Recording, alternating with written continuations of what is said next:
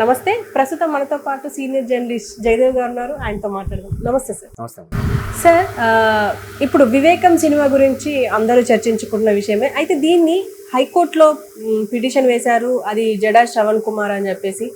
అయితే దీని గురించి హైకోర్టు కూడా ఆగ్రహం వ్యక్తం చేసింది. అసలు ఈ టైంలో ఆ సినిమాని ఎందుకు రిలీజ్ చేశారు, ఎందుకు దాన్ని ప్లే చేస్తున్నారు అని చెప్పేసి. అసలు దీని గురించి మీరేమంటారు? మన జై భీము ఆయననా జడా శ్రవణ్ కుమార్. సో ఆయన అంశం అంటే వేయచ్చు, ఎవరు అభిప్రాయం వాళ్ళు వ్యక్తపరచవచ్చు, కోర్టులో పిల్లు వేయచ్చు. అందుకే వీళ్ళు తెలుగుగా ఏం చేశారు, ఓటీటీకి ఇచ్చేశారు, యూట్యూబ్లో పెట్టేశారు. ఇప్పుడు పలానా డేటు పలానా ఇది అని అంటే హంగామా అయ్యేది, థియేటర్లో టికెట్లు కలెక్ట్ అయ్యేవో లేదో తెలీదు. ఎందుకంటే రామ్ గోపాల్ వర్మ గారు డైరెక్ట్ చేసిన వ్యూహంకే మ్యాక్సిమం 8 లక్షలు అంత వచ్చిందంట స్టేట్ మొత్తం కలిపి కదా. అంత నేము ఫేము టాప్ 10 డైరెక్టర్స్లో ఒకరైన ఇండియన్ టాప్ 10 డైరెక్టర్ ఒకప్పుడు అండి, ఇప్పుడు కాదులేండి.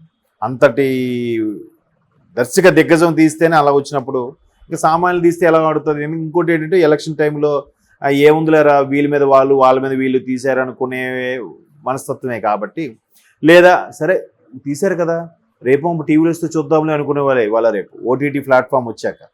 మరి అందుకే కదా డిస్ట్రిబ్యూటర్లు వాళ్ళ గోల, థియేటర్ ఓనర్స్ కూడా ఓటీటీ అనేది సినిమాని కొంతవరకు మింగేస్తుంది అనే అభిప్రాయం కూడా ఉంది. అంటే సినిమాని మింగేయట్లేదు కానీ సినిమా మీద పరోక్షంగా ఆధారపడే వాళ్ళని ఇబ్బంది పెడుతుంది. ఇప్పుడు థియేటర్లో సమోసాలు అమ్ముకునేవాడు, కూల్ డ్రింక్స్ అమ్ముకునేవాడు, లేదా పార్కింగ్ మెయింటైన్ చేసేవాడు, వాచ్మెన్, లేదంటే అక్కడ చేసే గేట్ మెన్, ప్రొజెక్టర్ ఆపరేటరు, వీళ్ళందరికీ కూడా ఇబ్బంది కలుగుతుంది కదా. సో అట్లాంటి వాటి మీద కొద్దిగా ఎఫెక్ట్ అవుతుంది. సో అందుకు ఏం చేస్తున్నారంటే ఓటీటీకి ఇచ్చేస్తే, ఓటీటీకి ఏంటంటే సెన్సార్ బోర్డుతో కూడా సంబంధం లేదట, ఎలాగైనా రిలీజ్ చేసుకోవచ్చు. దట్టు ఎన్నికలు కూడా అమలు ముందే రిలీజ్ చేస్తారు అనుకుంటున్నాను నేను కదా. ముందే ఇచ్చేసారు కాబట్టి ఆల్రెడీ జనాల్లోకి వెళ్ళిపోయింది కాబట్టి ఇప్పుడు ఏం చేయగలరు, ఇంకో కేసు వేసినా కూడా.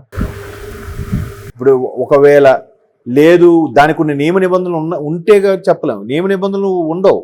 ఉంటే ప్రొడ్యూసర్ కేసు వేయాలి. అరే నా సినిమా నేను రిలీజ్ చేయకుండా ఎవడో యూట్యూబ్లో పెట్టేశాడు అని చెప్పి ప్రొడ్యూసర్ కేసు వేస్తే అప్పుడు యూట్యూబ్లో ఎవరు పెట్టారో దాన్ని తీసేయండి, తొలగించండి చెప్తారు. పెట్టిందే ప్రొడ్యూసర్స్ అయితే ఇంకెవరు చెప్తారు, ఎవరికి చెప్పే ఇది లేదు. బట్ కోర్టు కూడా ఏంటి, మా సినిమాని మేము ఓటీటీకి ఇచ్చుకున్నాం సార్, ఓటీటీ దాంతో పాటు యూట్యూబ్ కూడా అమ్ముకున్నాం సార్ అని చెప్తారు. ఏం చెప్తారు అప్పుడు? అది కూడా ఎన్నికలకు అమల్లోకి రాకముందు.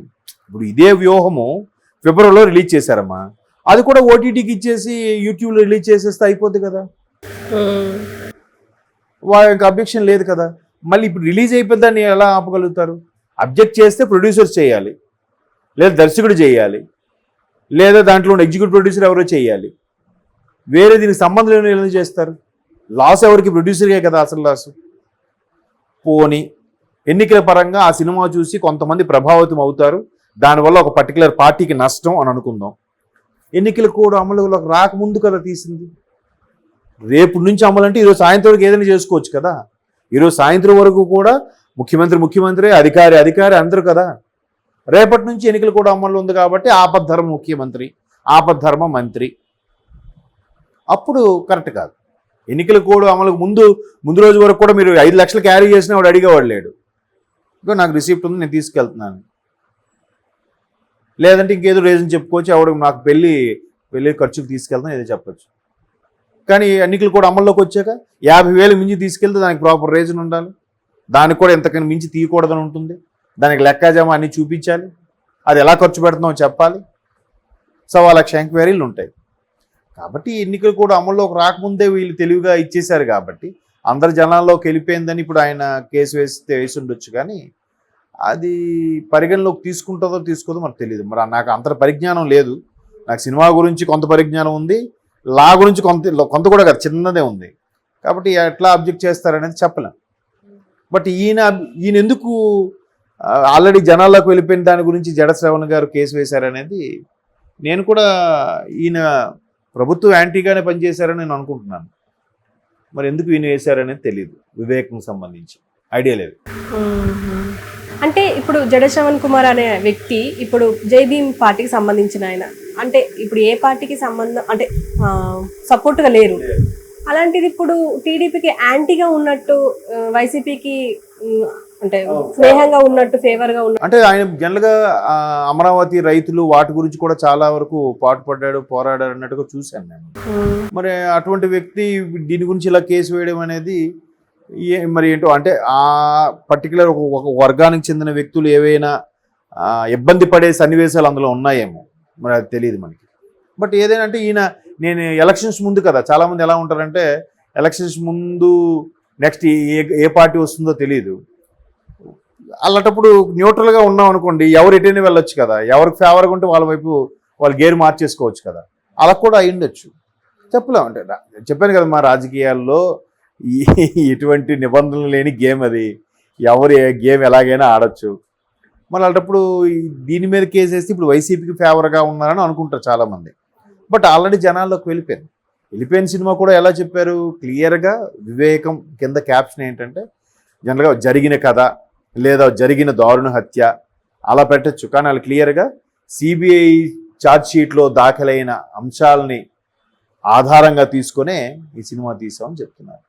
దానికి ఆల్రెడీ ఆయన ఎవరు, శంకర్ రెడ్డి ఒకరు, దస్తగిరి ఒకరు లాంటివి కొంతమంది అప్రూవల్గా మారే వాళ్ళు ఉన్నారుగా, వాళ్ళు చెప్పిన వాంగ్మూలం ప్రకారం లేదా వాళ్ళు స్థానికంగా ఉండే ఎంక్వైరీ, ఇప్పుడు ఇంతకుముందు మీకు ఎలా చెప్పాలంటే వర్మ గారు, రామ్ గోపాల్ రక్త చరిత్ర సినిమా తీశారు పరిటాల రవి గారికి సంబంధించి, అది గ్రౌండ్ లెవెల్కి వెళ్ళిపోయాడు ఆయన.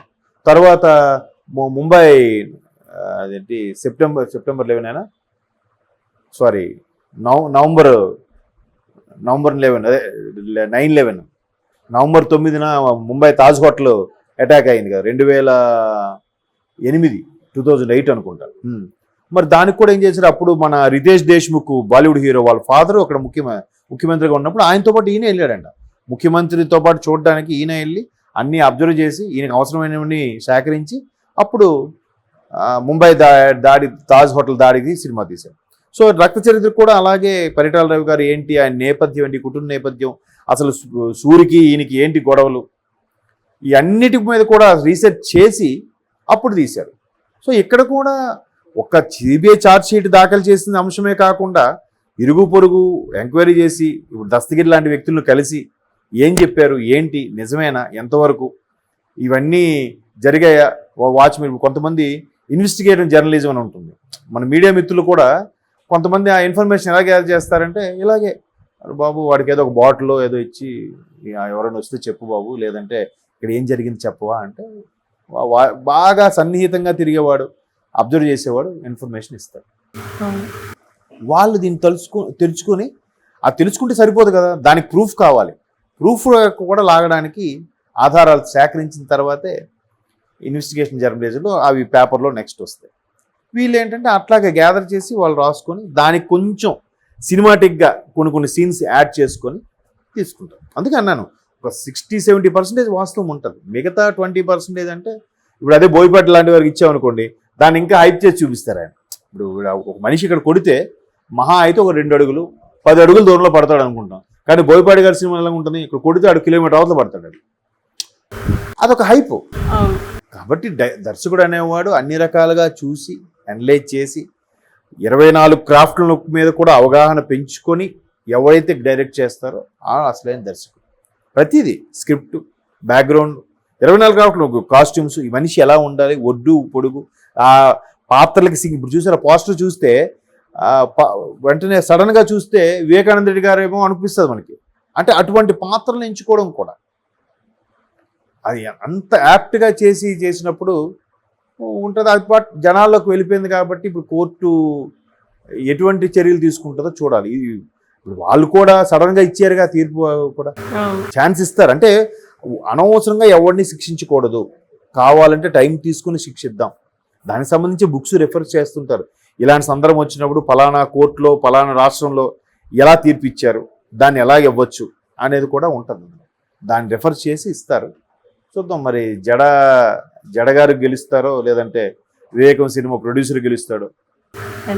Thank you.